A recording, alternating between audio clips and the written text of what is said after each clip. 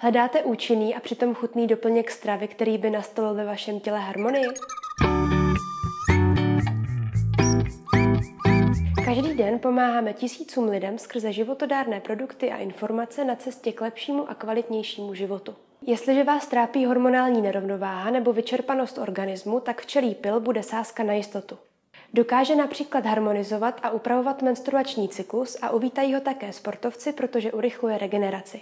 Tomuto přírodnímu zázraku se také mimo jiné přezdívá fontána mládí, protože díky svému vysokému obsahu vitamínů, minerálů a enzymů dokáže upravovat kvalitu pleti, kůže, vlasů a nechtů.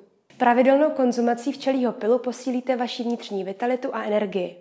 Včelí pil podporuje schopnost myšlení a mimo jiné je také skvělým pomocníkem při řešení neplodnosti nebo sníženou sexuální aktivitou.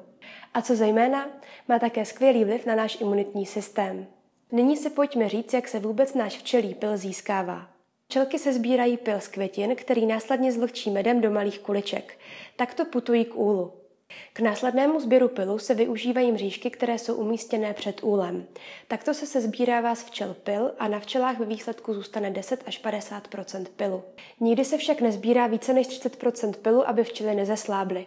Tento včelí pil se nejprve mrazí a poté se suší při teplotě 38 stupňů Celsia, což odpovídá i teplotě v úlu. Následně se pil i čistí. Tímto velice citlivým zpracováním si pil uchovává maximum výživných látek. Nedá se tak třeba srovnávat s přesušeným pilem. Náš pil tedy pochází z čistého a neznečištěného prostředí. Upravuje se vlastnoručně vyrobeným náčiním s co největším respektem vůči včelkám. Tomuto včelímu pilu se přezdívá pil rouskový a my jej před konzumací doporučujeme ještě fermentovat, což zvýší jeho stravitelnost a vstřebatelnost obsažených látek. A pokud vás zajímá, jak na to a chcete se dozvědět více informací, jak pil fermentovat, tak se můžete podívat do našeho magazínu na našich webových stránkách, kde máme přesný návod.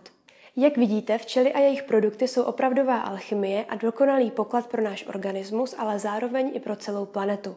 Pokud tedy toužíte včelí pil vyzkoušet na vlastní kůži, tak ho doporučujeme smíchat například s vaší oblíbenou kaší, jogurtem nebo například si ho můžete dopřávat i po lžičkách.